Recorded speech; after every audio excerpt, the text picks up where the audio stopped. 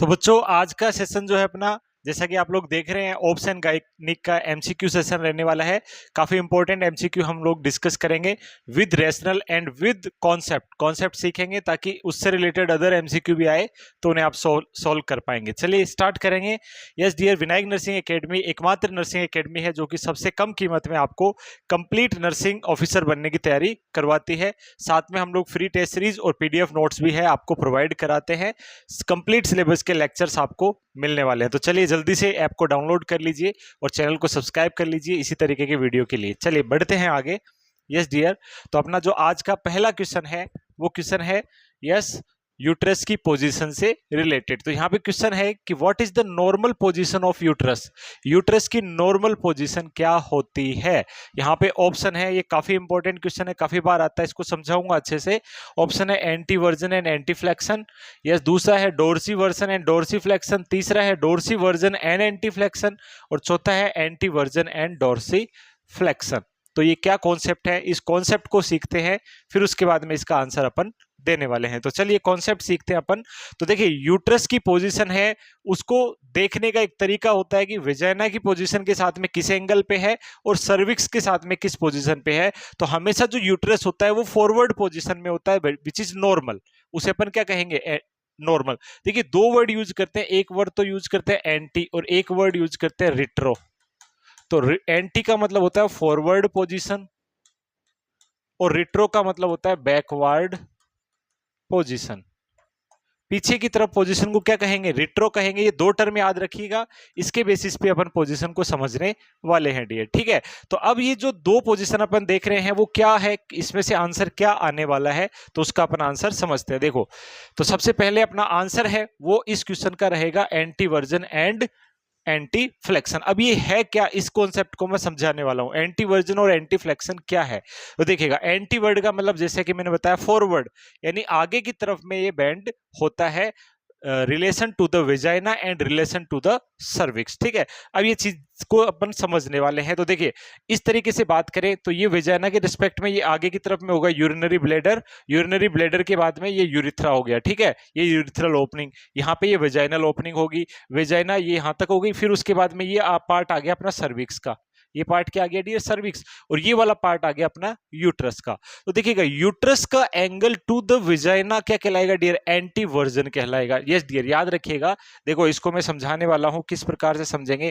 देखो ये हो गया वेजाइना का एक्सिस, ये किसका एक्सिस हो गया, वेजाइना का एक्सिस। और ये जो एक्सिस है ये एक्सिस हो गया अपना यूट्रस का एक्सिस। समझ में आया बात यहाँ पे। तो ये तो हो गया long axis of uterus, long axis of uterus. और ये हो गया dear long axis of vagina. Yes और नो डियर। अब देखिएगा इनके बीच में जो एंगल यहां पे बन रहा है वो एंगल बनता है 90 डिग्री। कितना एंगल बनता है डियर, 90 डिग्री एंगल बनता है। और इस रिलेशन को long axis of uterus and long axis of vagina के इस एंगल को अपन क्या कहेंगे डियर, इस एंगल को अपन कहेंगे yes this is the anti version position. इसे अपन क्या कहेंगे, एंटी वर्जन पोजीशन। याद रखने के लिए आप क्या याद रखेंगे, यूट्रस का relation V for vagina, V for version.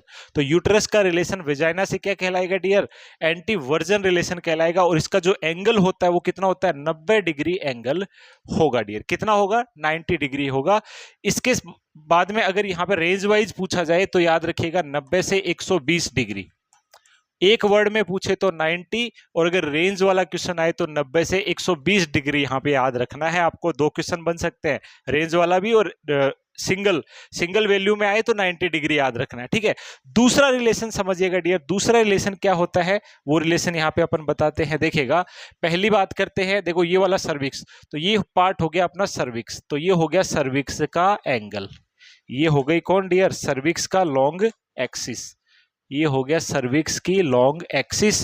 और वेजाइना वाला तो सॉरी यूट्रस का यही हो गया, ये सुनो। तो ये किसकी लॉन्ग एक्सिस हो गई, it is long axis of cervix, long axis of cervix. तो याद रखिएगा long axis of cervix and uterus के बीच में देखो ये एंगल हो गया अपने पास। ये तो हो गया अपना यूट्रस का एक्सिस और ये हो गया सर्विक्स का एक्सिस, तो इन दोनों के बीच में क्या एंगल आएगा? इस एंगल को अपन बोलते हैं dear anteflexion. Anteflexion क्या कहेंगे डियर? इसे एंटी फ्लेक्शन एंगल कहा जाएगा डियर। और एंटी फ्लेक्शन एंगल होता है वो, नॉर्मली बात करें तो नॉर्मली होता है डियर 120 डिग्री। कितना होता है? 120 डिग्री एंगल होता है। और रेंज वाइज अगर बात किया जाए तो 120 से 170, यस डियर, रेंज वाइज बात करें तो 120 से 170 डिग्री तक ये हो सकता है।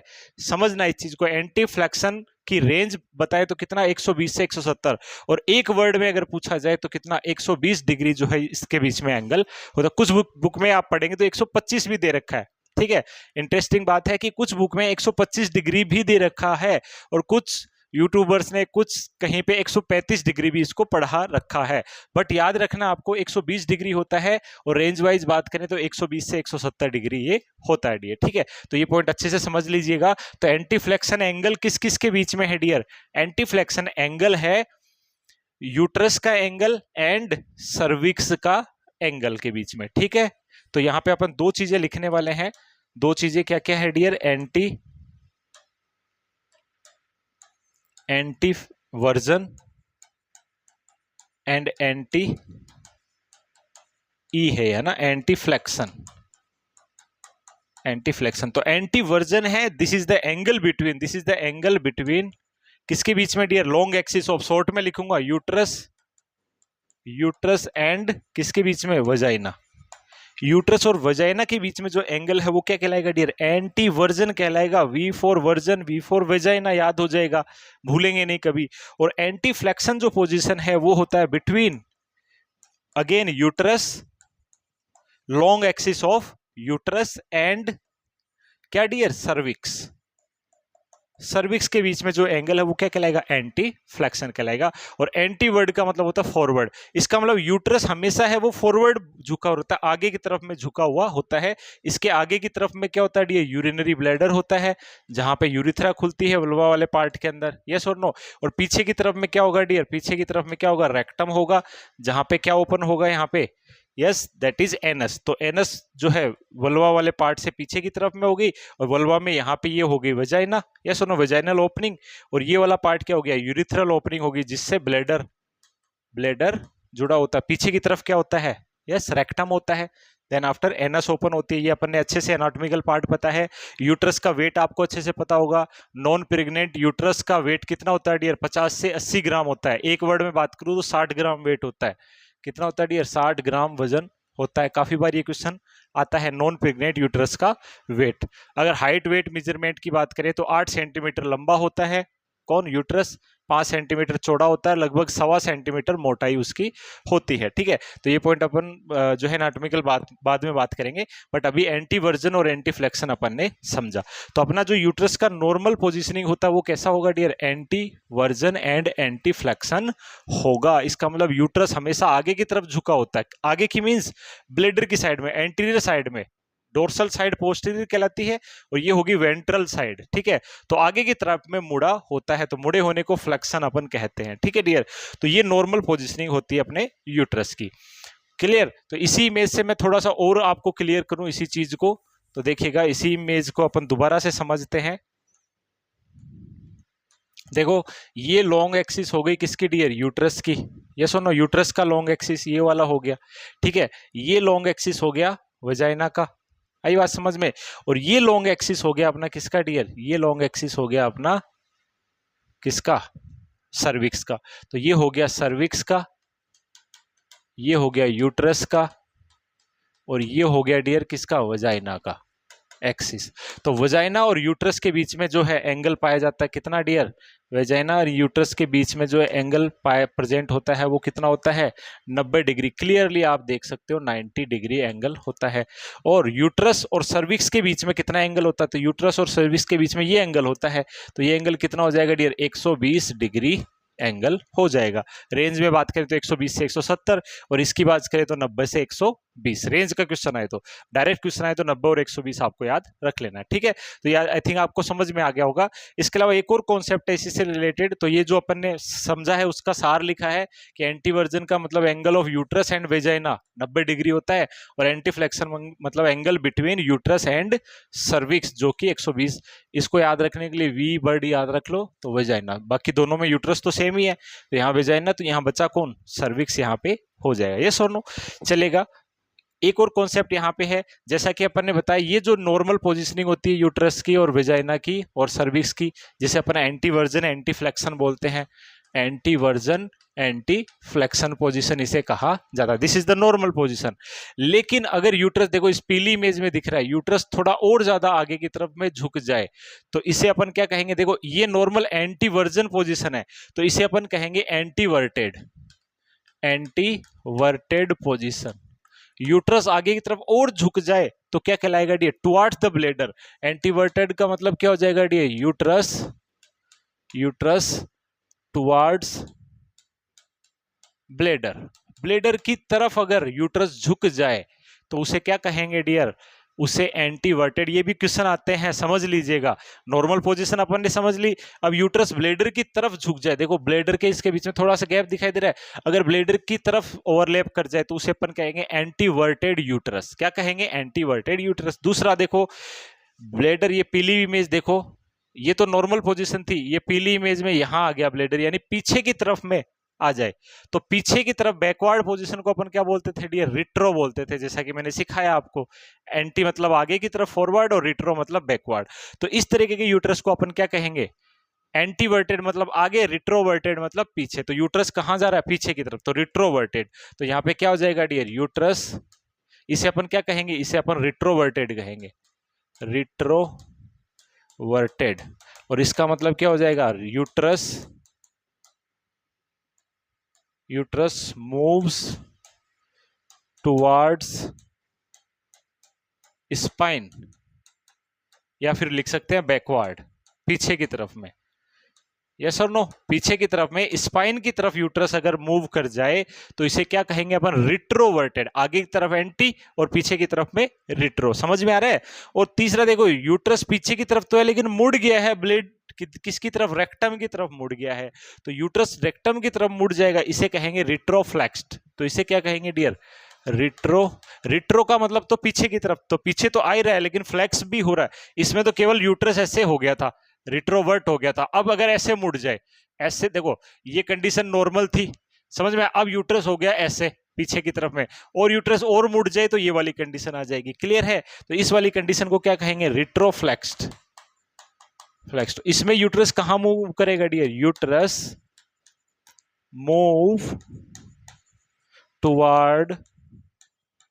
टुवर्ड्स किसकी तरफ डियर, रेक्टम की तरफ, रेक्टम की तरफ अगर मूव कर जाए यूट्रस तो उस कंडीशन को अपन क्या कहेंगे बच्चों, उस कंडीशन को रिट्रोफ्लेक्स्ड कंडीशन कहा जाएगा। तो these are the three abnormal condition बोल सकते हो, but anteversion anteflexion is normal position of the uterus. ये तीनों नॉर्मल पोजीशन नहीं है, बट इन तीनों का पता होना चाहिए, इमेज बेस्ड क्वेश्चन पूछ सकते हैं, ठीक है। दूसरा, इस नाम देकर के पूछ सकते हैं कि यूट्रस जो है स्पाइन की तरफ है, या फिर ऐसा पूछ सकते हैं what is the meaning of retroverted uterus. तो आपको पता होना चाहिए रिट्रोवर्टेड का मतलब बैकवर्ड, यानी बैकवर्ड किसकी तरफ, स्पाइन की तरफ मुड़ जाए। तो इन टर्मिनोलॉजी का मतलब आपको एटलीस्ट पता होना चाहिए। तो काफी अच्छा क्वेश्चन था और काफी अच्छे अपन ने कॉन्सेप्ट इससे रिलेटेड सीख लिए हैं। आई थिंक आपको ये क्वेश्चन समझ में आ गया होगा, ठीक है। अब अपन बात करते हैं डियर नेक्स्ट क्वेश्चन, अपना अगला question, second question, during second stage of labour. Second stage of labour की बात यहां पे हो रही है, यस डियर। तो सेकेंड स्टेज ऑफ लेबर कब स्टार्ट होती है, यस कब स्टार्ट होती है डियर, क्राउनिंग के बाद। क्राउनिंग से पहले का पार्ट हो गया डायलेशन ऑफ सर्विक्स तक, तो फर्स्ट स्टेज हो गई, पढ़ चुके अपन लोग, ये सुनो। तो फर्स्ट स्टेज होती है सर्विक्स फुली डायलेट हो जाती है, 10 सेंटीमीटर डायलेशन मतलब first stage of labour complete, ठीक है। सेकेंड स्टेज ऑफ लेबर अगर अपन को पढ़ना है तो वो कहां से स्टार्ट होगी, क्राउनिंग से। और क्राउनिंग कब होती है डियर, स्टेशन यानी इस्चियल स्पाइन से हेड 2 या 3 सेंटीमीटर नीचे आ जाए तो क्राउनिंग होती है।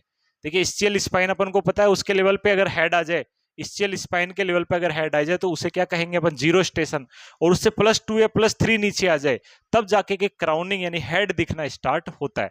वो वहां से स्टार्ट होती है अपनी सेकेंड स्टेज ऑफ लेबर, और वो खत्म होती है फीटस की डिलीवरी तक। ठीक है, और फीटस की डिलीवरी तक बहुत सारी स्टेजेस आती है जिसपे अपन ऑलरेडी एमसीक्यू कर चुके हैं अपने प्रीवियस लेक्चर्स में, काफी इंपॉर्टेंट कॉन्सेप्ट था वो भी। चलिएगा आगे बढ़ते हैं। During second stage of labour which of the following injection can be given to improve uterine contraction. तो देखिए सेकेंड स्टेज ऑफ लेबर में मेन इवेंट क्या हो रहा है, एक्सपल्सन ऑफ फीटस। अपना मेन टारगेट क्या है, फीटस। सेकेंड स्टेज का मेन टारगेट, मेन ऑब्जेक्टिव क्या है dear, main objective of second stage क्या है, एक्सपल्सन ऑफ फीटस, फीटस को बाहर निकालना। अब फीटस बाहर निकालने के लिए अपन को यूट्राइन कॉन्ट्रैक्शन की जरूरत पड़ेगी, यस और नो। तो समटाइम्स नॉर्मल लेबर में अगर यूट्राइन कॉन्ट्रैक्शन एडिक्वेट नहीं है तो उसे इंड्यूस करवा सकते हैं अपन, और इंड्यूस करवाने के लिए अपन को एक हार्मोन की जरूरत पड़ती है विच इज ऑक्सीटोसिन। तो ऑक्सीटोसिन एक हार्मोन होता है, इसको अपन यूजुअली इंट्रावीनस थेरेपी के द्वारा जो है दे सकते हैं। ऑक्सीटोसिन आपने पढ़ा होगा, लव हार्मोन भी बोलते हैं इसे, यस और नो। लेट डाउन रिफ्लेक्स का भी एक क्वेश्चन मैंने करवाया है, उससे भी रिलेटेड है। तो काफी सारे कॉन्सेप्ट ऑक्सीटोसिन के बारे में मैं बता चुका हूं। तो इस क्वेश्चन का राइट आंसर क्या हो जाएगा डियर, ऑक्सीटोसिन हो जाएगा। बाकी तो इससे रिलेटेड ही नहीं है। प्रोस्टाग्लैंडिन है ये अलग हो गया, ठीक है। फिनार्गन है ये एक एंटी एमेटिक जो है प्रॉपर्टी रखता है, जो कि वोमिटिंग में काम आता है। डायजिपाम तो एक बेंजोडायजिपिन है, सेडेटिव हिप्नोटिक है, जो कि मेनली प्रेगनेंसी में कॉन्ट्राइंडिकेटेड होती है। चलिए आगे बढ़ेंगे dear, B is the correct answer.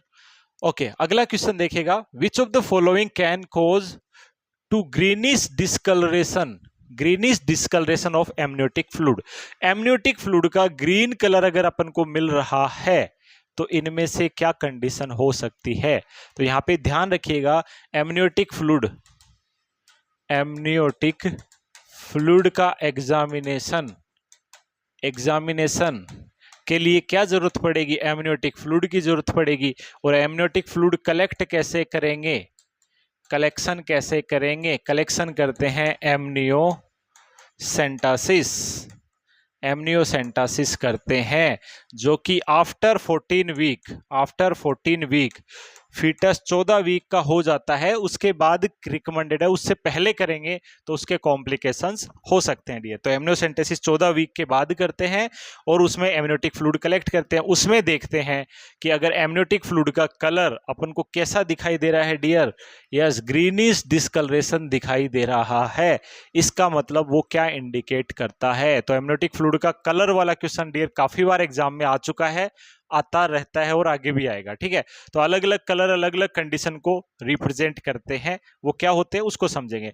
तो देखो एमनियोटिक फ्लूइड का अगर कलर ग्रीन शो हो रहा है तो ग्रीन कलर रिप्रेजेंट करता है डियर मेकोनियम को,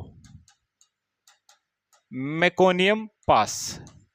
मेकोनियम एक्चुअली क्या होता है, फर्स्ट स्टूल होता है जो कि ग्रीनिश कलर का होता है, जो कि फीटस के द्वारा आफ्टर बर्थ जो है किया जाएगा एक्सक्रीट, ठीक है। लेकिन बिफोर बर्थ अगर एक्सक्रीट कर देता है फीटस तो उसके एमनियोटिक फ्लूइड में क्या मिल जाएगा, ये मिक्स हो जाएगा और एमनियोटिक फ्लूइड का कलर कैसा दिखाई देगा, ग्रीन दिखाई देगा, जो कि रिप्रेजेंट करता है, अगर मेकोनियम पास हो जाए तो ये रिप्रेजेंट करता है डियर, किसको रिप्रेजेंट करेगा, फीटल डिस्ट्रेस को, फीटल रेस्पिरेटरी डिस्ट्रेस को इंडिकेट करेगा, क्योंकि मेकोनियम एस्पायरेट कर लेगा। मेकोनियम पास कर देगा तो पास होने की वजह से मेकोनियम एस्पायरेट कर लेगा बच्चा, और मेकोनियम एस्पायरेट करेगा तो फीटल रेस्पिरेटरी डिस्ट्रेस को वो इंडिकेट करता है बच्चों, यस और नो, याद रखिएगा। तो इस क्वेश्चन का राइट आंसर तो आपके पास में आ गया meconium, which is the first stool pass by the foetus.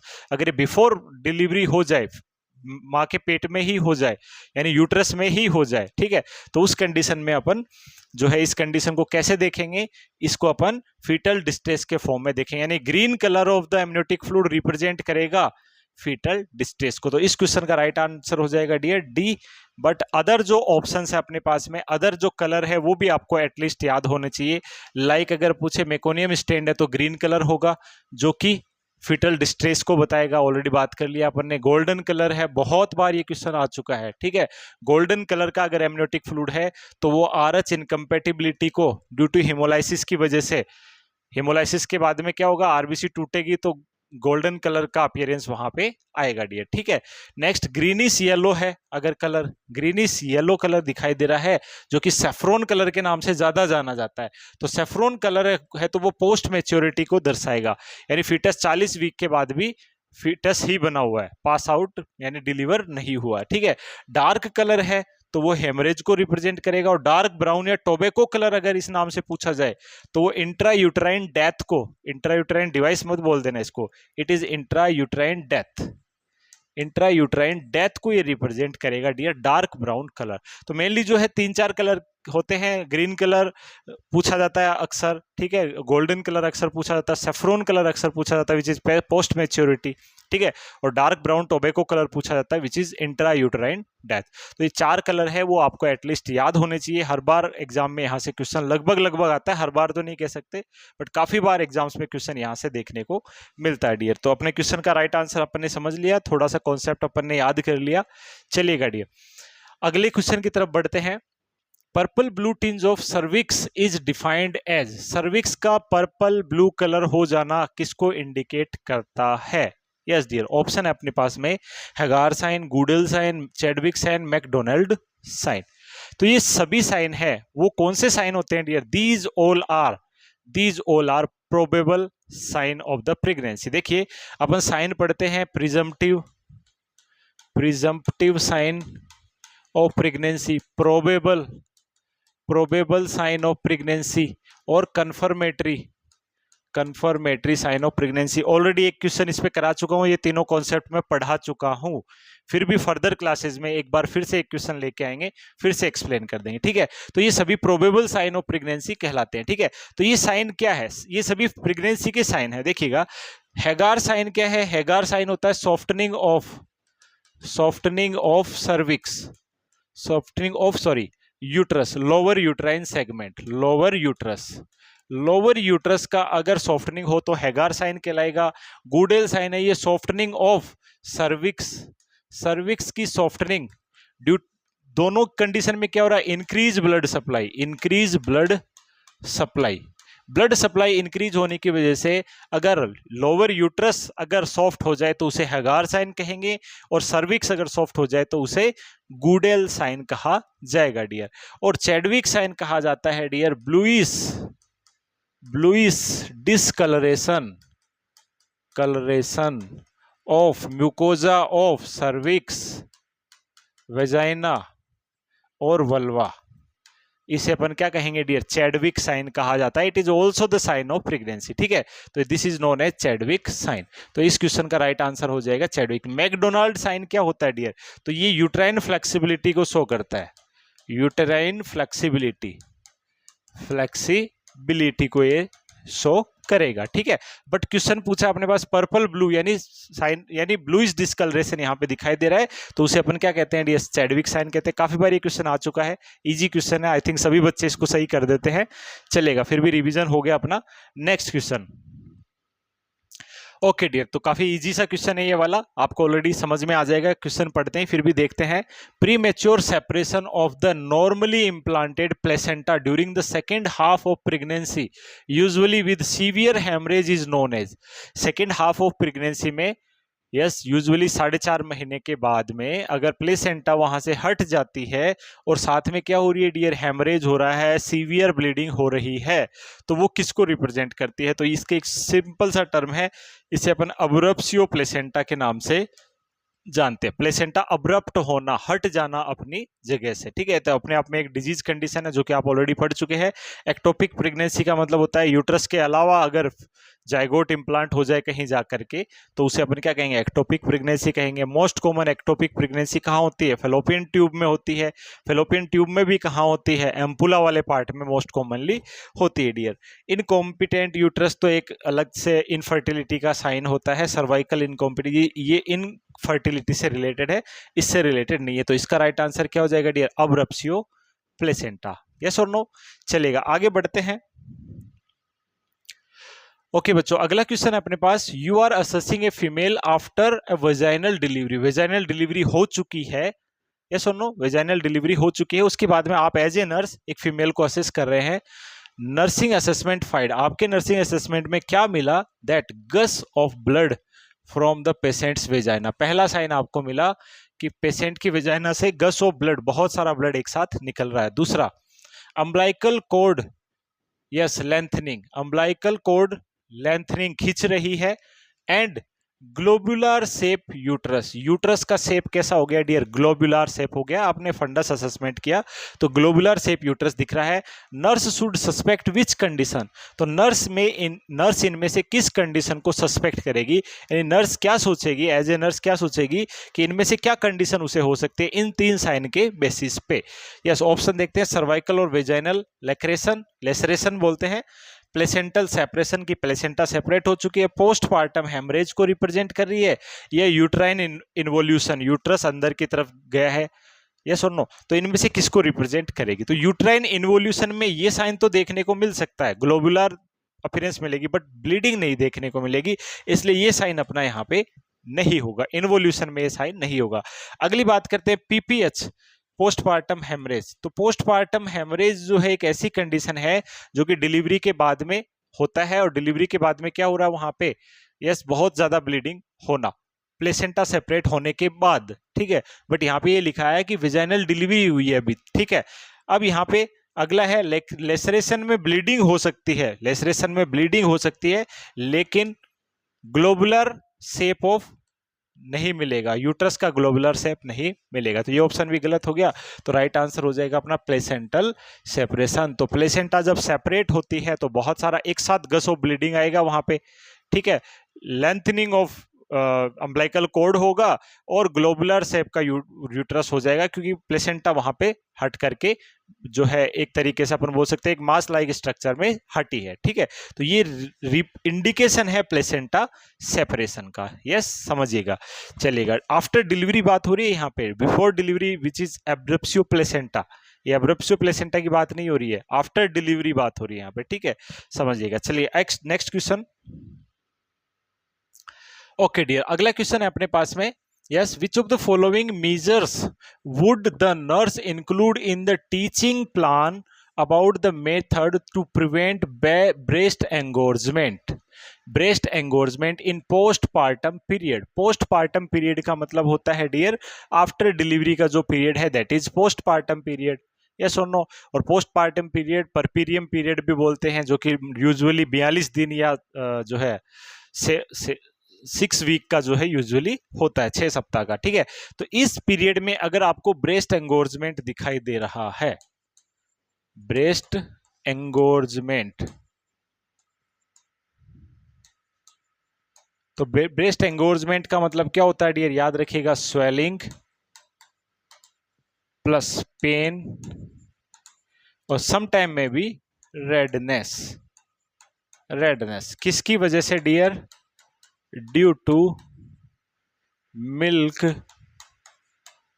Accumulation. Breast milk देखिएगा, after delivery breast milk production start हो जाता है, यस और नो, किसकी वजह से, प्रोलैक्टिन प्रोडक्शन कराता है, ऑक्सीटोसिन इजेक्ट करवाता है, ठीक है।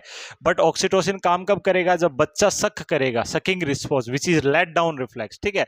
तो उसी वजह से जो है ऑक्सीटोसिन रिलीज होता है और ब्रेस्ट से मिल्क जो है बाहर इजेकुलेट होता है। ऑलरेडी प्रीवियस सेशन में अपन पढ़ चुके हैं। यहाँ पे आ रहा है ब्रेस्ट एंगोर्जमेंट का मतलब ये है, इसको प्रिवेंट करना, यानी स्वेलिंग, पेन, रेडनेस होने लग जाना।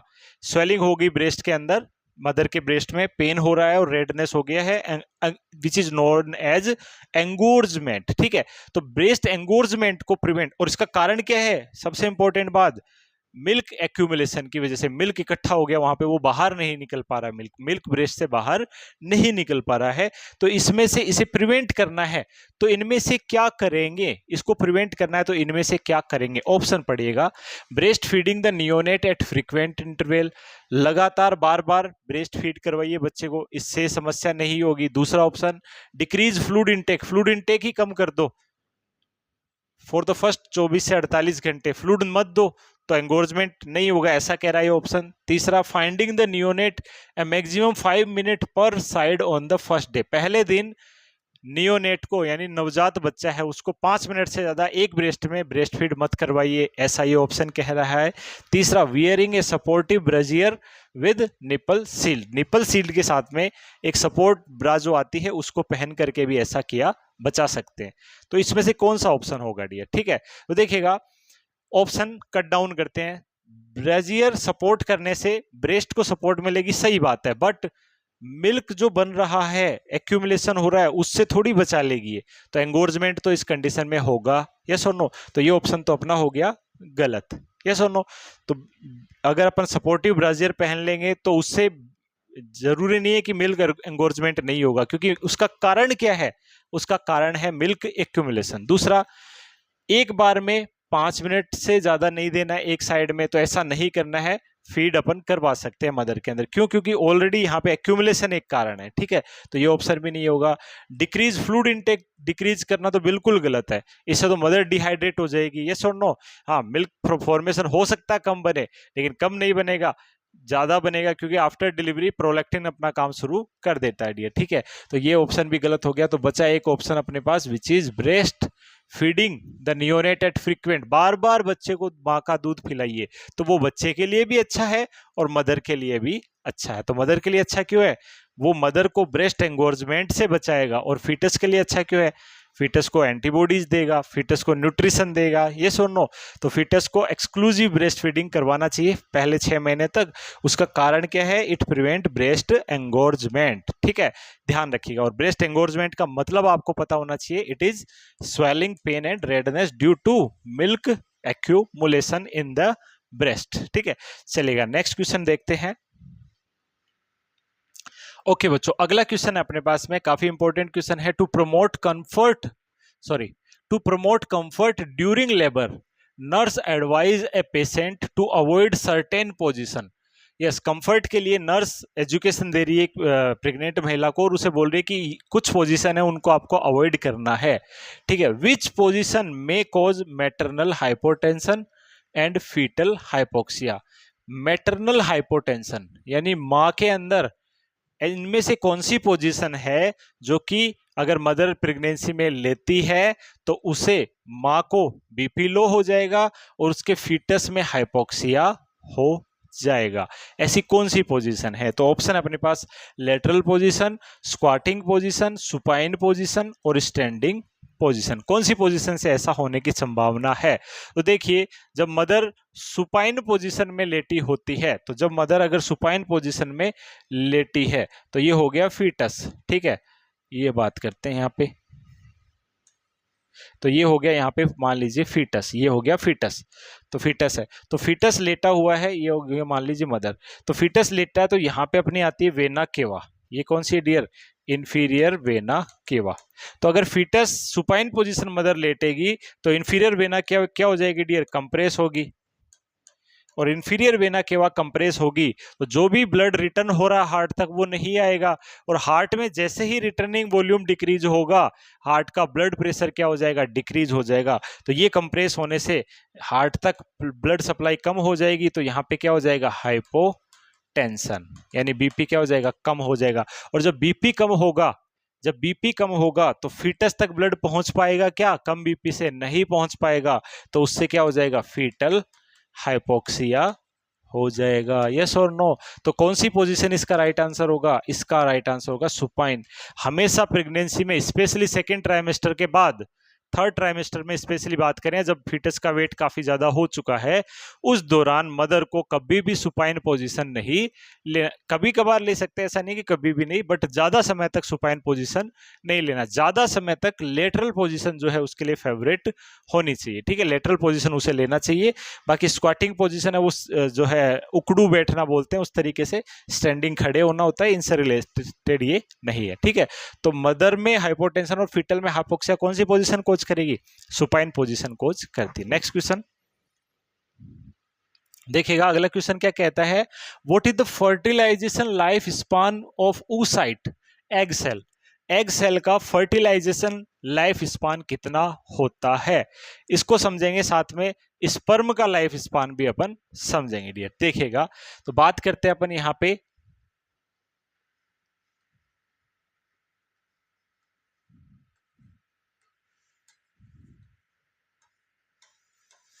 देखिएगा डियर, ये हो गया अपना ओवरी, ठीक है, समझिएगा। जैसे ही oocyte क्या होगी डियर, oocyte रिलीज होगी कहां पे, एम्पुला वाले रीजन के अंदर रिलीज होगी। This is known as ovulation. यहां पे क्या हुआ, ओव्यूलेशन। और ओव्यूलेशन क्या कब होता है डियर, ओव्यूलेशन की डे कब होता है, ओव्यूलेशन डे होता है मेंस्ट्रुएशन साइकिल -14 डे पे क्या हो गया, ओव्यूलेशन होगा। मान लीजिए किसी महिला में मेंस्ट्रुएशन साइकिल 30 दिन की होती है, तो 30 - 14 16वें दिन उसमें ओव्यूलेशन होगा। ये क्वेश्चन ऑलरेडी अपन कर चुके हैं। अगर किसी महिला में 28 दिन की मेंस्ट्रुएशन साइकिल आती है, रिपीट होती है, तो 28 - 14 यानी 14th डे पे ओव्यूलेशन होगा। समझ में आ रही बात। यहाँ पे किसी में 26 दिन की मेंस्ट्रुएशन साइकिल है, तो उसमें 26 - 14 12वें दिन क्या होगा डियर, ओव्यूलेशन होगा। और ओव्यूलेशन से 24 घंटे पहले एलएच का लेवल बहुत ज्यादा बढ़ जाता है, उसके बाद ही ओव्यूलेशन होगा। तो एलएच सर्ज कब होता है, बिफोर द ओव्यूलेशन 24 आवर, ठीक है। ये भी क्वेश्चन कर चुके हैं। तो यहाँ पे जब ओव्यूलेशन होता है, ओव्यूलेशन होने के बाद की लाइफ यहाँ पे पूछ रहे हैं। तो ओव्यूलेशन होने के बाद ये कितने दिन तक या कितने घंटों तक, ऑप्शन है अपने पास 2 से 12 घंटे, 12 से 24 घंटे, 24 से 48 घंटे और 2 से 3 दिन।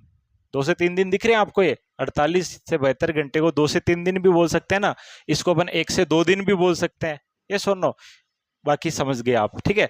तो ये जैसे ही फर्टिलाइज होगा, ये जो ओवम या एग सेल है वो सरवाइव करेगी डियर कितने, 12 से 24 घंटे तक। 12 से 24 घंटे तक सरवाइव करेगी। उसके बाद में अगर फर्टिलाइज हो गई तो ठीक है, और फर्टिलाइज नहीं हुई तो it will be absorb by the blood circulation, ये एब्जॉर्ब हो जाएगी जो है यूट्रस के द्वारा, सॉरी। तो याद रखिएगा, yes, what is the fertilisation life span, यानी फर्टिलाइजेशन के लिए इसके पास कितना समय है, केवल 12 से 24 घंटे। आफ्टर ओव्यूलेशन 12 से 24 घंटे में अगर ये फर्टिलाइज हो गया ओवम तो ठीक है, प्रेगनेंसी हो गई, अदरवाइज प्रेगनेंसी नहीं होगी। तो आपके इस क्वेश्चन का आंसर तो आपके पास मिल गया, इस क्वेश्चन का आंसर तो आपको मिल गया। बट थोड़ा सा एक और क्वेश्चन घूम जाए, yes dear, what is the fertilisation life span of sperm, पूछ लिया जाए, तब आंसर अपन क्या देंगे डियर। तो देखिएगा, आफ्टर फर्टिलाइजेशन, देखिए this is the vagina, this is the cervix, this is the uterus. देखिएगा, तो जैसे ही बात करते हैं स्पर्म अंदर आया, स्पर्म अंदर आया, स्पर्म अंदर आया, स्पर्म अंदर आने के बाद जैसे ही विजाइना में स्पर्म इजैकुलेट हुआ, ठीक है, सीमन में स्पर्म आएगा, तो स्पर्म की यहां पे आने के बाद कितना लाइफ स्पान है, this is known as fertilisation life span of the sperm. तो फर्टिलाइजेशन लाइफ स्पान कब स्टार्ट होगा स्पर्म का, यस, कब होगा, आफ्टर इजेकुलेशन, इजेकुलेशन के बाद में इसका लाइफ स्पान कितना है, इन द यूट्रस, यस, याद रखिएगा, it is, yes, it is 2 to 3 days, 2 से 3 दिन होता है डियर। इसका मतलब 24, अपन बोल सकते हैं इसको 48 से 72 आवर्स। तो ये जो लाइफ स्पान है वो किसका है, स्पर्म का लाइफ स्पान है इन द यूट्रस, यूट्रस के अंदर। तो 48 से 72 घंटे में अगर इसको ओवम मिल गया तो फर्टिलाइजेशन हो जाएगा, अदरवाइज नहीं होगा, ये खुद ही डेड हो जाएगा डियर, ठीक है। तो आफ्टर सेक्सुअल इंटरकोर्स अपन कह सकते हैं कि स्पर्म या जो भी सीमन यहाँ पे था उसका जो स्पर्म है वो मैक्स टू मैक्स सर्वाइव करेंगे 48 से 72 घंटे में, उसके बाद में वो सर्वाइव नहीं करेंगे। उसके बाद में अगर ओव्यूलेशन होता है तो वहां पे फर्टिलाइजेशन नहीं होगा डियर। इसका मतलब मैं कह सकता हूं कि अगर किसी एक फीमेल के अंदर मान लीजिए किसी महीने की 12 तारीख को ओव्यूलेशन हो रहा है, 12 तारीख को क्या हो रहा है, ओव्यूलेशन हो रहा है, तो ओवम कितने टाइम जिंदा रहेगा, यानी आधे दिन से 1 दिन जिंदा रहेगा। अगर उससे पहले से अगर स्पर्म वहां पे मौजूद है तो वो उसे ओव्यूलेट कर देंगे, बट अगर वो उससे पहले मान लीजिए 9 तारीख को जो है सेक्सुअल इंटरकोर्स लास्ट हुआ था, तो इसके बीच में 72 घंटे से ज्यादा टाइम हो गया, इसके बाद में जो है वहां पे फर्टिलाइजेशन नहीं होगा, बट इन बिटवीन वहां पे हो सकता है। समझ गए होंगे आप लोग इस कॉन्सेप्ट को। कुल मिला के मेरा समझाने का जो मकसद था वो ये 2 कॉन्सेप्ट था, और वो 2 कौन से हैं डियर, यस, कौन से कॉन्सेप्ट है, fertilisation life span of ovum and fertilisation life span of sperm. तो स्पर्म का थोड़ा ज्यादा होता है 2 से 3 दिन, और ओवम का होता है आधा से 1 दिन। अंडरस्टूड? 2 क्वेश्चन अपने आप में है, सीख गए होंगे आप। चलिएगा बच्चों, नेक्स्ट बढ़ते हैं आगे। B is the correct answer. Okay dear, अगला क्वेश्चन है, ये भी अच्छा क्वेश्चन है, इम्प्लांटेशन से रिलेटेड अक्सर क्वेश्चन आते हैं एग्जाम में। विच of the following statement is correct regarding implantation? Implantation के संबंध में, इम्प्लांटेशन का मतलब समझ में आ गया यहाँ पे? इम्प्लांटेशन का मतलब देखिए, ये ओवम और स्पर्म अगर यहाँ पे फर्टिलाइज हो जाएगा तो एग जो है आकर के क्या होगा? इम्प्लांट होगा। क्या हो गया डियर? इम्प्लांट होगा। तो इस इम्प्लांटेशन की प्रोसेस के रिगार्डिंग क्या क्या स्टेटमेंट सही है वो ही देखते हैं। देखिएगा, पहला ऑप्शन कह रहा है कि implantation occur upper body of uterus near the fundus. Implantation mostly upper body यानी फंडस के पास होता है। ये बात बिल्कुल बिल्कुल सही है। It is true, it is true, it is correct. ये करेक्ट स्टेटमेंट है। अभी और स्टेटमेंट पढ़ लेते हैं, ऑप्शन ए मत टिक कर देना क्योंकि नीचे all of the above option भी होता है। ठीक है। दूसरा, implantation occur on 6th day following the fertilization which corresponds to 20th day of regular menstruation cycle. कहने का मतलब है कि implantation 6th day after fertilisation होता है या फिर 20 day after menstruation cycle.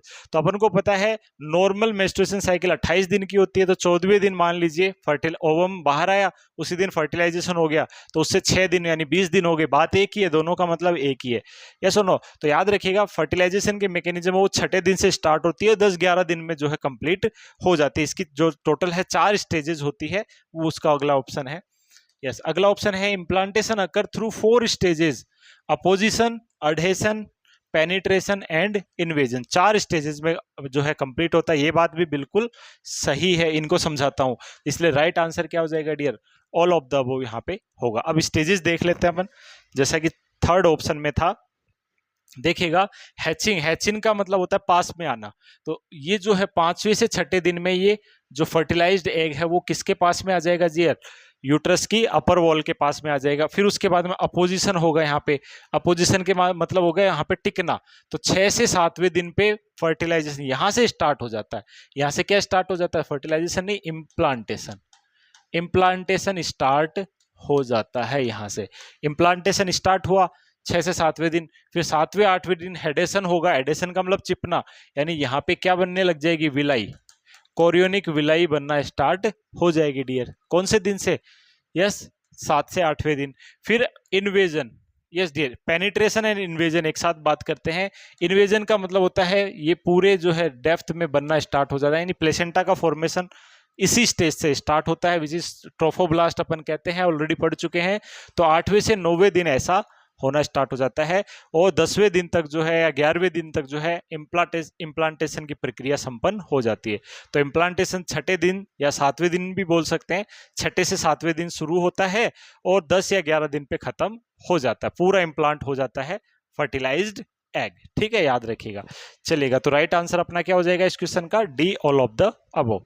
Okay बच्चों, अगला क्वेश्चन अपने पास में है, which of the following chemical और enzyme present in the acrosomal tip of sperm.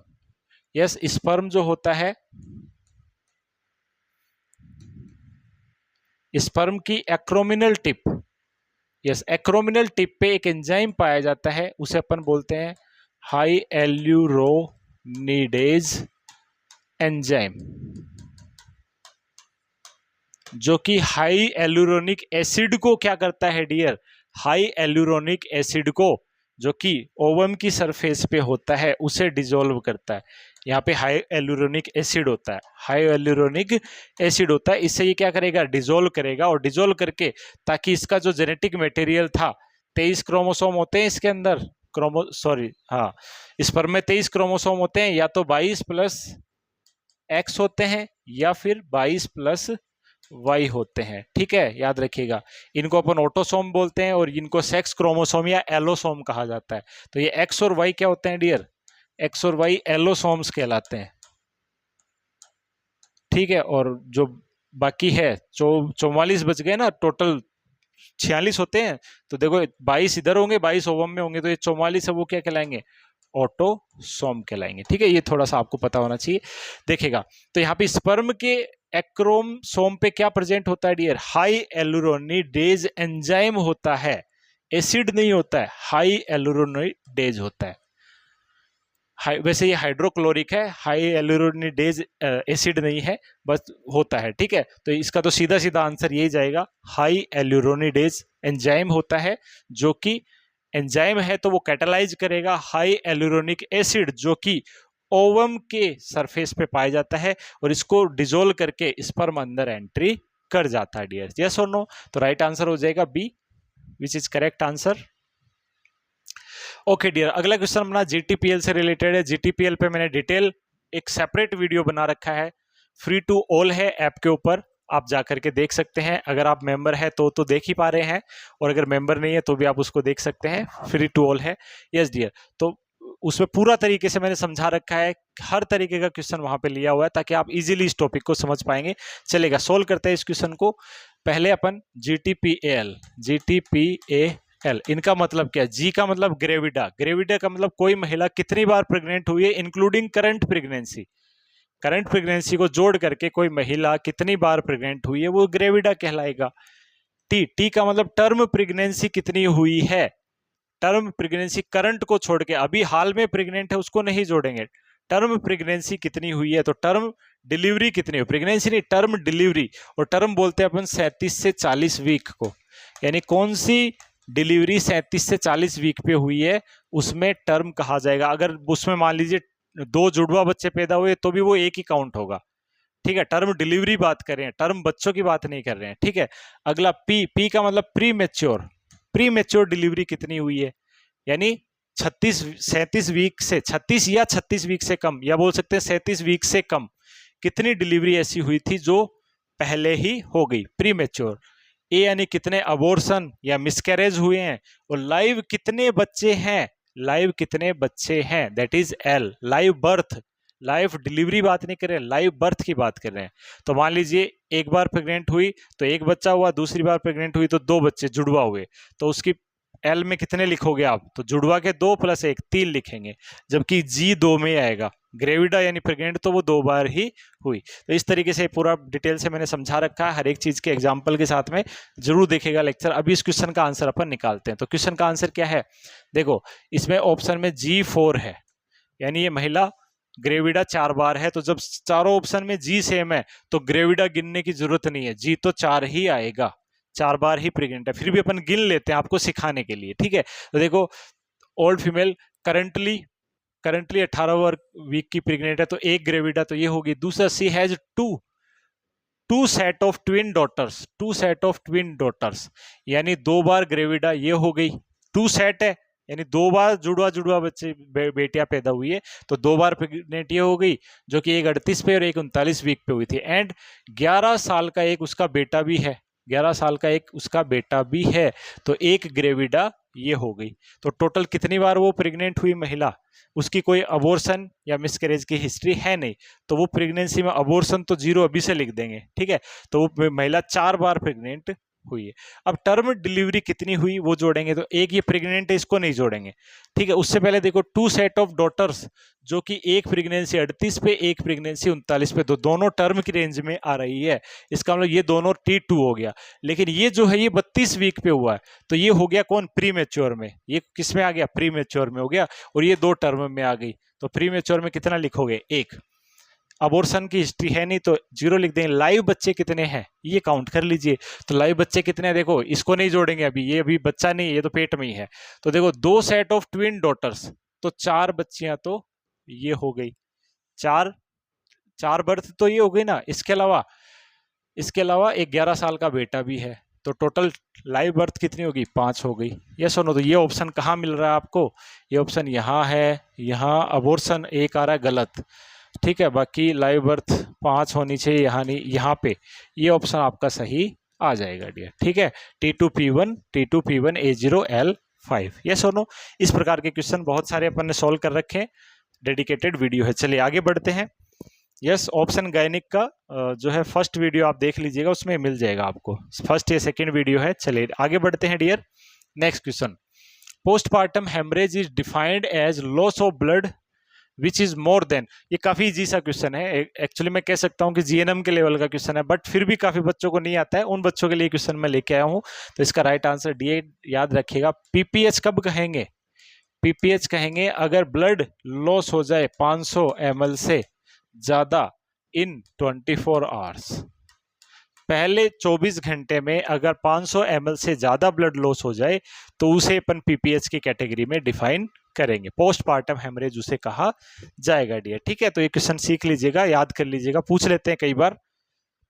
चलिए नेक्स्ट क्वेश्चन है dear, yes, what is the term known as endometrium? Endometrium of the pregnant uterus. Pregnant uterus में endometrium को क्या कहा जाएगा? देखिएगा, uterus की जो लाइनिंग होती है अंदर वाली लाइन क्या कहलाएगी? एंडोमेट्रियम। जैसे कि अपन बात करें,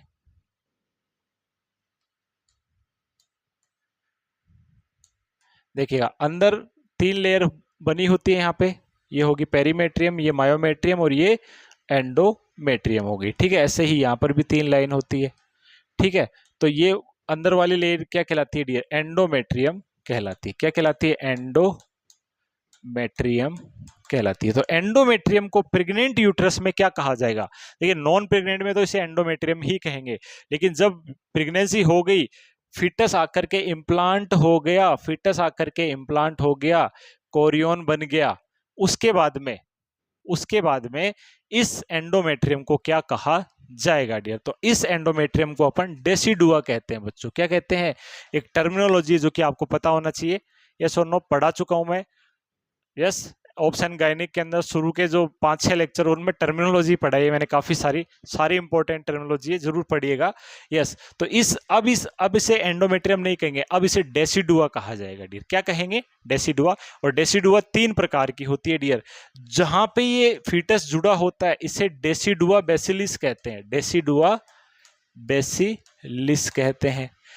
यस, जो बाकी बच गई उसे अपन क्या कहेंगे? डेसिडुआ पैराइटेलिस कहेंगे। और इसके जो बाहर की तरफ फीटस जो जुड़ा है वो तो बेसिलिस, और जो बाहर की तरफ है उसे क्या कहेंगे डियर? डेसिडुआ जो है नेक्स्ट जो बात करते हैं अपन, ये आउटर साइड के अंदर होगी डियर। ठीक है, तो 3 तरीके की डेसिडुआ अपने पास में यहाँ पे आ जाती है, और वो कौन कौन सी है डियर? इमेज के अंदर अपन देख पा रहे हैं। देखिएगा इस इमेज के अंदर जो फीटस जुड़ा है इसे कहेंगे बेसिलिस, डेसिडुआ बेसिलिस। बाकी जो बच गई उसे क्या कहेंगे डियर? डेसिडुआ पैराइटेलिस। और जो फीटस के बाहर डेसिडुआ है इसे अपन क्या कहेंगे? डेसिडुआ कैप्सुलेरिस इसे कहा जाएगा। यस और नो? तो 3 प्रकार के डेसिडुआ है, यानी कुल मिलाकर एंडोमेट्रियम को अब क्या कह देंगे? डेसिडुआ का नाम दे दिया जाएगा। ठीक है, तो राइट आंसर हो गया डेसिडुआ। चलिए आगे बढ़ते हैं। अगला क्वेश्चन है बच्चों लीनिया नाइग्रा से related. Linea nigra is defined as. Linea nigra को इनमें से किसके द्वारा डिफाइन किया जाएगा डियर? इसे लाइन ऑफ प्रेगनेंसी के नाम से भी जाना जाता है। लीनिया का मतलब लाइन, नाइग्रा का मतलब ब्लैक या डार्क लाइन बन जाना, which is known as linea nigra. इसकी डेफिनेशन क्या? Option, an abdominal muscle that strengthens during pregnancy. Abdominal muscle है जो कि प्रेगनेंसी के दौरान मजबूत हो जाती है, उसे लीनिया नाइग्रा कहेंगे। दूसरा ऑप्शन है a type of prenatal complication in which face and nose become dark. चेहरा और नोज है वो डार्क हो जाता है, एक कॉम्प्लिकेशन कह रहे हैं, बट ऐसा कोई कॉम्प्लिकेशन होता नहीं है। एक्चुअली फेस और नोज है डार्क हो जाते हैं, वो अलग कंडीशन है, विच इज द साइन। ठीक है, वो मेलानिन की ज्यादा होने की वजह से होता है, वो कोई कॉम्प्लिकेशन नहीं होता। ठीक है, वो पॉइंट भी आपको पढ़ चुके हैं अपन, इमेज बेस्ड क्वेश्चन करवाया था मैंने पिछले में, शायद ध्यान रखिएगा। नेक्स्ट आता है a procedure used to determine fetal health. Fetal health को डिटरमाइन करने का एक प्रोसीजर है। जी नहीं, brownish black pigmented area in the middle stretching from xiphisternum और umbilicus to symphysis pubis. Xiphisternum या अम्ब्लाइकस से सिम्फाइसिस प्यूबिस के बीच में एक लाइन बन जाना, डार्क लाइन, तो इसी को अपन क्या कहते हैं बच्चों? इसी को अपन लीनिया नाइग्रा कहा जाता है डियर। ठीक है, तो राइट आंसर हो जाएगा अपना डी। और इसकी मैं इमेज आपको दिखाता हूं, तो इमेज में आप देख पा रहे हैं, ये हो गया अम्ब्लाइकस, ये हो गया अपना कौन सा? Pubic symphysis. Pubic symphysis. और ये हो गया अम्बलाइकस बटन बेली, और ये यहाँ पे ऊपर हो गया डियर जिफी स्टर्नम। तो यहां से लेकर यहां तक और यहां से लेकर यहां तक, अगर आपसे पूछा जाए दोनों ऑप्शन में हो कि जिफी स्टर्नम से अम्बलाइकस तक या अम्बलाइकस से प्यूबिस तक, तो आंसर देना है अम्बलाइकस से प्यूबिस, बट यहाँ पे भी होती है। तो इस लाइन को अपन बोलते हैं डियर लीनिया नाइग्रा।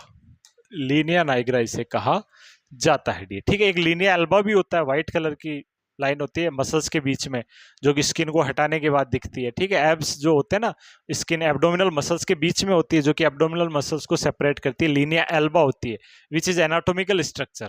ठीक है, जबकि एक फिजियोलॉजिकल चेंज है ड्यूरिंग द प्रेगनेंसी।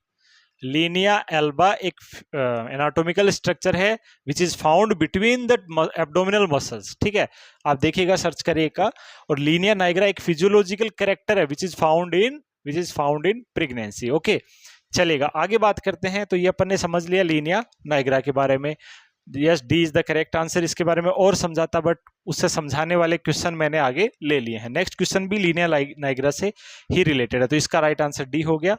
अगला क्वेश्चन भी लीनिया नाइग्रा से ही रिलेटेड है। ठीक है, when does the linea nigra typically become more prominent. तो लीनिया नाइग्रा टिपिकली कब उभर के दिखाई देती है? तो याद रखिएगा, linea nigra 20th week of pregnancy में सबसे ज्यादा दिखाई देती है। 20 वीक के अराउंड ये सबसे ज्यादा जो दिखाई देती है। अब 20 वीक से related first trimester, second trimester, third trimester, immediately after child birth. Child birth के बाद नहीं, ये तो गलत हो गया, प्रेगनेंसी में दिखाई देगी। यस डियर, तो 20 वीक किस में आएगा? सेकेंड ट्राइमेस्टर में आंसर में आएगा। फर्स्ट ट्राइमेस्टर तो लगभग 12 वीक तक ही होता है ना। यस और नो, 3 ट्राइमेस्टर में बांटेंगे तो 12 वीक तक है वो फर्स्ट होता है, फिर 13 से 26 27 वीक तक सेकेंड ट्राइमेस्टर होता है, फिर थर्ड होता है। तो राइट आंसर, ये 20 वीक है वो सेकेंड में आएगा, तो राइट आंसर क्या हो जाएगा? B, which is second trimester. अगला question, causes of development of linea nigra क्यों बनता है? प्रेगनेंसी में ऐसा क्यों, क्या हुआ कि लीनिया नाइग्रा बन गया डियर? ठीक है, तो लीनिया नाइग्रा बनने का कारण होता है डियर, राइट आंसर है इसका हार्मोनल चेंज। तो हार्मोनल चेंज क्या देखने को मिलता है? इंक्रीज मेलेनोसाइट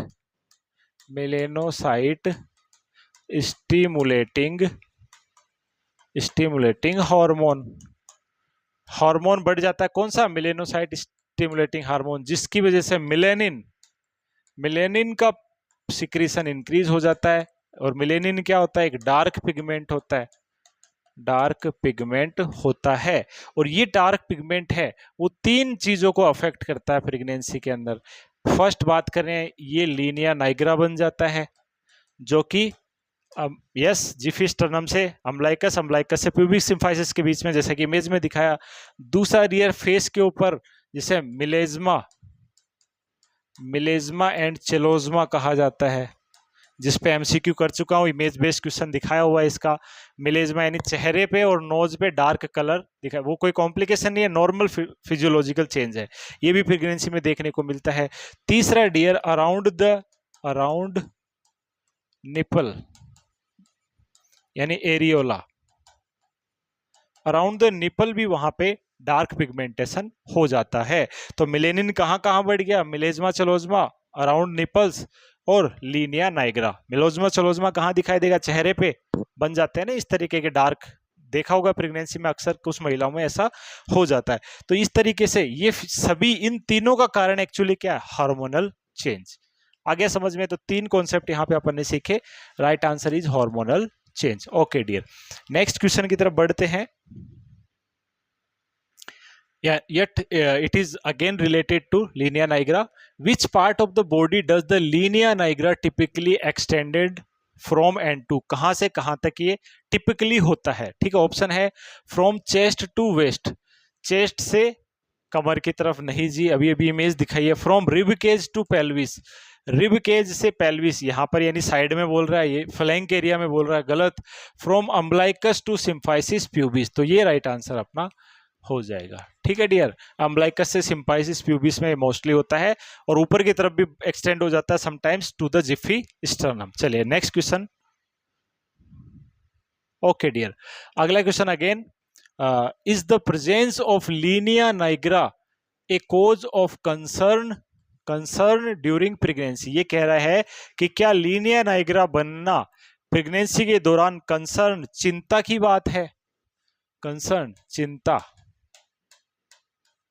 चिंता की बात है, यानी क्या ये डेंजरस बात है, क्या ये कॉम्प्लिकेशन है? नो जी, ये एक फिजियोलॉजिकल चेंज है। तो याद रखिएगा लीनिया नाइग्रा क्या है, एक फिजियोलॉजिकल चेंज है, ठीक है, फिजियोलॉजिकल फिनोमिना है। तो yes it indicate a complication, गलत बात है। No it is normal physiological change, ठीक है। अगले ऑप्शन भी पढ़ लेते हैं। ओनली, ओनली तब कंसर्न है if it appears after the first trimester, ये चिंता की बात तब है जब ये फर्स्ट ट्राइमेस्टर के बाद बनता, भाई बनता ही फर्स्ट ट्राइमेस्टर के बाद है, यस और नो, लेकिन ये चिंता की बात नहीं है। अगला कह रहा है कि only if it extend beyond the rib cage, ये तब चिंता की बात है जब ये इसकी जगह रिब केज की तरफ भी बढ़ जाए। नहीं, अगर रिब केज में भी अगर डार्कनेस हो जाए तो भी ये नॉर्मल फिजियोलॉजी है, कोई चिंता की बात नहीं है। तो राइट आंसर क्या होगा, नॉर्मल फिजियोलॉजिकल चेंज। तो लीनिया नाइग्रा का हर तरीके का क्वेश्चन मैंने करा दिया, आपको समझ में आ गया होगा। And the last question and it is very very important, ठीक है डियर। तो आज का अपना लास्ट क्वेश्चन है इस सेशन का, और ये बहुत ज्यादा इंपॉर्टेंट है, इसको समझना ज्यादा जरूरी है। देखिएगा क्वेश्चन है अपने पास, what is the normal range of amniotic fluid index, AFI, AFI amniotic fluid index in pregnancy. Pregnancy में AFI क्या है, किससे रिलेटेड है, कैसे नापते हैं, नॉर्मल कितना होना चाहिए, ये 4-5 बातें आती है। तो एमनियोटिक फ्लूइड इंडेक्स क्या है dear, yes it is measurement of amniotic fluid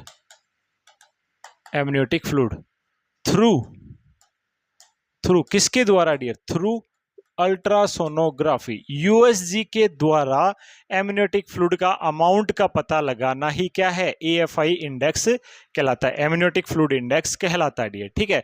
अगर AFI, अब इसका नॉर्मल AFI कितना होता है, क्वेश्चन तो यही पूछा है, तो याद रखिएगा normal AFI is yes very important 5 से लेकर के, यस डियर 5 से लेकर के 25 जो है या सेंटीमीटर, ये नॉर्मल AFI होता है। नॉर्मल एमनियोटिक फ्लूइड इंडेक्स कितना होता है डियर, 5 से लेके 25, यानी 5 से कम नहीं होना चाहिए, 25 से ज्यादा नहीं होना चाहिए।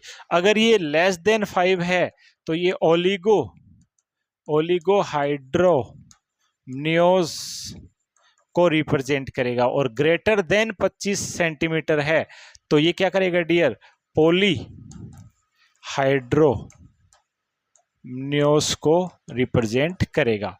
5 से कम है तो ओलिगोहाइड्रोमिनोज, और 25 से ज्यादा है तो पॉलीहाइड्रोमिनोज, यानी ये लास्ट कॉर्नर हो गए, यस और नो। बट इसके बीच में एक आइडियल रेंज होती है जो कि कितनी होती है डियर, 8 से 18, यस इसके बीच में 8 से 18 है, वो आइडियल AFI होता है। क्या होता है डियर, आइडियल AFI। अगर AFI 8 से 18 के बीच में, बट ये बॉर्डर लाइन है 5 से 25, 5 से कम नहीं होना चाहिए, 25 से ज्यादा नहीं होना चाहिए, दोनों ही कंडीशन खतरनाक हो सकती है, लेकिन AFI कितना होना चाहिए, 8 से 18 के बीच में। तो राइट आंसर अपने इस क्वेश्चन का तो आ जाएगा, सॉरी 18 से 24 नहीं, 8 से 18, अपना राइट आंसर तो अपने पास में आ गया है। बट इसके बारे में कुछ और बातें सीखते हैं। देखिए एमनियोटिक फ्लूइड के बारे में मैं पढ़ा चुका हूं, कलर्स वगैरह पढ़ चुके हैं। एमनियोटिक फ्लूइड का फॉर्मेशन यस मैक्सिमम 400 ml के अराउंड होता है 12 वीक की प्रेगनेंसी पे, यस और नो, 400 से 600 ml के अराउंड हो जाता है। नेक्स्ट टू बात करें अपना 20 वीक के अराउंड, ठीक है। मैक्सिमम कब होता है एमनियोटिक फ्लूइड, 36-37 वीक पे मैक्सिमम होता है, और 40 वीक के बाद वापस से कम होना शुरू हो जाता है, ये अपन ऑलरेडी डिस्कस कर चुके हैं। तो एमनियोटिक फ्लूइड फीटस को एक कुशनिंग प्रोवाइड कराता है, ये सुनो, जिसके अंदर फीटस तैरता रहता है, ये चीजें हैं। तो ये फ्लूइड कम ना हो, ज्यादा नहीं हो, इसके लिए अपन USG के द्वारा इसका लेवल पता लगाना ही क्या कहलाता है, एमनियोटिक फ्लूइड इंडेक्स कहलाता है। इसको पता लगाने का तरीका क्या है, जैसे मान लीजिए मदर का एब्डोमेन है, ये अम्बलाइकस है, तो यहाँ से अपन एब्डोमेन को 4 क्वाड्रेंट में बांट लेते हैं USG के दौरान। तो मान लीजिए इस क्वाड्रेंट में देखते हैं, यहाँ पे ये यूट्रस बच्चा फीटस है, ये फीटस है यहाँ पे, ठीक है, ये फीटस हो गया, तो फीटस मान लीजिए है। तो इस क्वाड्रेंट को देखते हैं, तो प्रोब यहाँ रखा अपन ने, USG प्रोब यहाँ रखा, रखने के बाद में एक डार्क स्पॉट दिखाई देगा which represent the amniotic fluid. तो उस डार्क की वर्टिकल हाइट कितनी है, उस डार्क पार्ट की वर्टिकल हाइट कितनी है, उस पाउच की ट्रांसवर्स हाइट नहीं नापते हैं इसमें, वर्टिकल हाइट कितने सेंटीमीटर है यूएसजी में, उसी को अपन एएफआई कहा जाता है। तो 4 क्वाड्रेंट में चारों को जोड़ लेते हैं which is represent the AFI. चारों क्वाड्रेंट में असेस करते हैं, चारों को मिलाकर के कितनी वर्टिकल हाइट मिली। मान लीजिए इस वाले क्वाड्रेंट में मिली 5 सेंटीमीटर, इस वाले में मिली 4 सेंटीमीटर, इसमें मिली 6 सेंटीमीटर, इसमें मिली 3 सेंटीमीटर, तो जुड़ जाएगा 5 3 8 4 12 6 18। तो इसका एएफआई आएगा 18 centimetre which is quite normal. आगे बात समझ में। तो चारों क्वाड्रेंट के अंदर vertical height of amniotic fluid, it is cumulative height of amniotic fluid which is known as AFI, amniotic fluid index, जो कि नॉर्मल कितना होना चाहिए बच्चों, 5 से 25 होना चाहिए। This is the border line.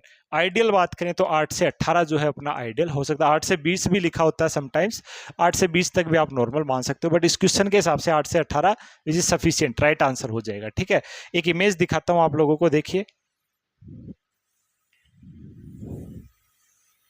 जो भी समझाया है उसको मिटा देते हैं। अब देखो ये इमेज देखते हैं अपन, देखिएगा ये तो हो गया अपना एक प्रोब की पोजीशन। तो मान लीजिए 4 क्वाड्रेंट हो गए, ये प्यूबिक सिम्फाइसिस हो गया, ये अम्बलाइकस। तो अम्बलाइकस से 4 क्वाड्रेंट बांटते हैं। इस क्वाड्रेंट में यहाँ पे अपन ने प्रोब रखा, यहाँ से अपन ने प्रोब रखा।